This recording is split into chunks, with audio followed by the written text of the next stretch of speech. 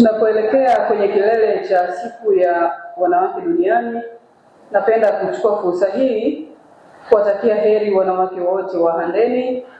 Mwenyezi Mungu awajalie afya njema ili muendelee na shughuli zenu za kiuchumi ambazo zina mchango mkubwa katika maendeleo ya taifa letu.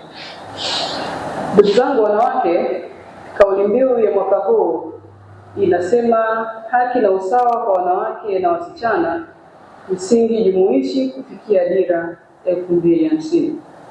Maadhimisho haya yawe ni mwanzo wa mabadiliko halisi katika jamii yetu. Tuchukue hatua, si kwa maneno bali kwa vitendo. Na wasi viongozi wa dini, jamii, hasa wanawake, tufanye jitihada za kuhakikisha mwanamke na msichana anashirikishwa kikamilifu katika maendeleo ya taifa letu. Shime wanawake wenzangu, tujitokeze kwa wingi katika kuadhimisha siku ya wanawake duniani, ambapo katika wilaya yetu ya Handeni maadhimisho haya yatafanyika katika kata ya Kwenjugu. Tujitokeze kwa wingi, tusherehekee pamoja, tusherehekee ushindi wetu katika mchango wetu wa maendeleo katika taifa letu la Tanzania. Wanawake wa Handeni oye!